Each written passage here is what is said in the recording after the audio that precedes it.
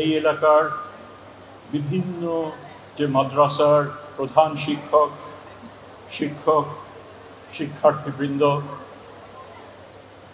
আপনারা যেভাবে আমাদের ওই শেষ জুলাইয়ের শেষ দিনগুলোতে, শেষের অর্ধেক যেভাবে রাস্তায় নেমে যে জনগণের যে প্রতিরোধ, সেই প্রতিরোধে অকাতরে নিজেদের রক্ত রাস্তায় ঢেলে দিয়েছেন, তার জন্য সমগ্র জাতি আপনাদের কাছে কৃতজ্ঞ। আপনাদের এই যে বড় যে স্যাক্রিফাইস, তা কখনো ইতিহাসের পাতা থেকে মোছা সম্ভব নয়।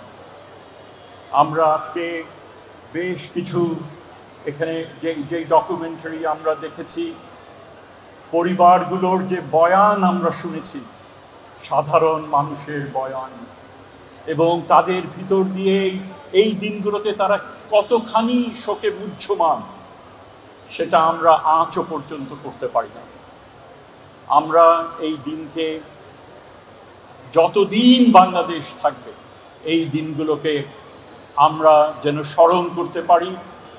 এই দিনগুলোকে তারা কেন এই আত্মত্যাগ তারা করেছেন, সেটা যেন আমরা বিবেচনার মধ্যে রাখতে পারি, সেটা যেন আমরা করতে পারি।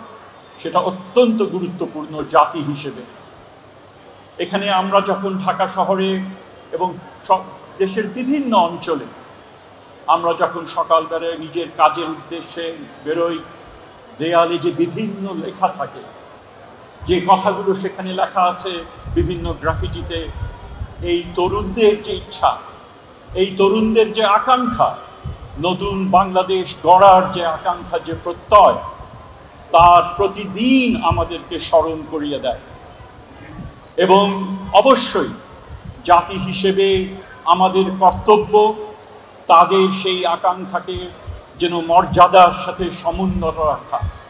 তারা যেই বাংলাদেশকে তারা ধারণ করতে পেরেছে, যেই বাংলাদেশের জন্য তারা জীবন দিলেন, যেই বাংলাদেশের জন্য তারা পঙ্গুত্ব বরণ করল, যেই বাংলাদেশের জন্য তাদের চোখের জ্যোতি নিভে গেল, সেই বাংলাদেশকে আমাদেরকে অবশ্যই গড়ে তুলতে হবে। এবং এই তরুণদের যে আত্মত্যাগ, সেই ত্যাগকে কখনোই বৃথা যেতে আমাদের দিতে হবে না।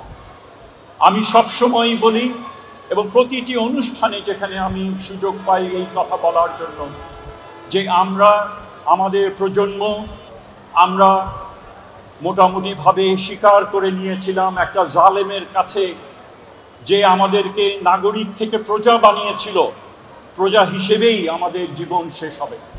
কোনোদিন ভাবতে পারি নাই যে নাগরিক অধিকার সমৃদ্ধ একটা মানুষ হিসেবে আবার বাঁচতে শিখব। এই যে স্লোগান যেটা দেয়া হলো, এই যে আপনারা একটা ধর্মীয় পোশাকে আপনারা আছেন এবং বুক চেতিয়ে আপনারা যে ঘোরাফেরা করছেন, এবং মানুষের বিশ্বাস তার একটা এবং সেখানে যে কী রকমভাবে রাষ্ট্র নিপীড়নের হাতিয়ার হয়ে এসেছিল, তারা আপনাদের থেকে আর কেউ সেটা ভালো জানে না। জঙ্গিদের নাটক সাজানো হয়েছিল সেই সময়, এবং সেই নাটকে কত তরুণ, কত সাধারণ মানুষ, কত ধর্মপ্রাণ মানুষের তাদের জীবন থেকে কত দিন সেখান থেকে চলে গেছে, কেউ কেউ মৃত্যুবরণ করেছেন পর্যন্ত। কাজে ওই ধরনের এক ব্যবস্থা থেকে আমরা যে মুক্তি পাব, আমি অন্তত পক্ষে তখন শেষের দিনগুলোতে বোধহয় আমি সেই আশা ছেড়ে দিয়েছিলাম। কাজেই যারা আজকে আমাদের এই নতুন করে নাগরিক হিসেবে বেঁচে থাকার সুযোগ সৃষ্টি করে দিয়েছে, তাদের অন্তরের অন্তঃস্থল থেকে সশ্রদ্ধ সালাম জানাই। এই যে শহীদরা, যাদের আমরা নাম 111 জনের নাম সম্ভবত সেখানে আপনারা ডকুমেন্ট করেছেন, এরা সহ যে যেখানে তাদের আত্মাহুতি দিয়েছেন, নিশ্চিত তারা সব অনেক শিক্ষার্থী তারা বলেছেন, আমরা বাবা মাকে বলে এসছি যে আমরা ঘরে ফিরব না, যদি না ফিরি তাহলে মনে করবে যে আমরা দেশের জন্য জীবন দিলাম। এবং সেই ধরনের তাদের কান্না, সেই পিতামাতার কান্না আমরা জানতে পাই, আমরা দেখি বিভিন্ন ডকুমেন্টারিতে। তো কাজেই তাকে অবশ্যই আমরা জাতি হিসেবে আমাদের ঐক্যবদ্ধ থাকতে হবে।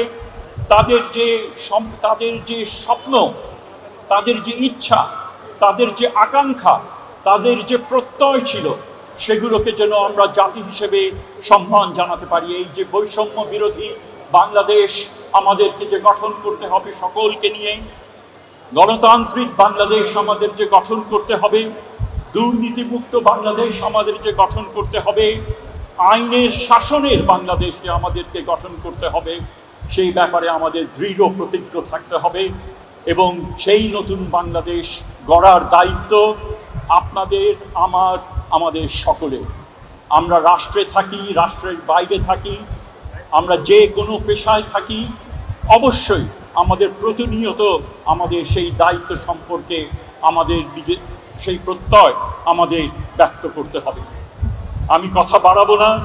জুলাই প্রতি বছর আসবে এবং এই জুলাইয়ে আমাদের পুনর্বার বারবার করে আমাদেরকে শপথ নিতে হবে, যাতে আমরা কাজে, কর্মে, ব্যক্তি জীবনে, সমাজ জীবনে, রাষ্ট্রীয় জীবনে এই যে গৌরবময় ভূমিকা এই শহীদরা যেটা রেখেছিলেন, যারা আহত হয়েছেন, যারা সেই গৌরব ভূমিকা পালন করেছিলেন, তাদের যে কীর্তি, সেই কীর্তিকে যেন আমরা সসম্মানে এই দেশে প্রতিষ্ঠিত করতে পারি। আমার সেই আকাঙ্ক্ষা, আমাদের সকলের হোক সেই আকাঙ্ক্ষা, আমাদের সকলের হোক সেই প্রতিজ্ঞা। আমি আবার আমার বক্তব্যের শেষে দেশের সকল শহীদদেরকে স্মরণ করছি।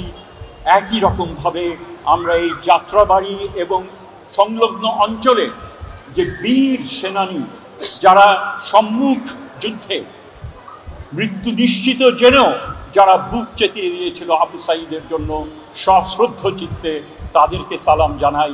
এবং আমি আবার আহ্বান জানাই যে আমরা যারা নতুন করে নাগরিকত্ব ফিরে পেয়েছি, আসুন আমরা সবাই মিলে সেইভাবে এই দেশের আমাদের যে নব অর্জিত যে এই যে অধিকার, সেটাকে যেন আমরা সমুন্নত রাখতে পারি।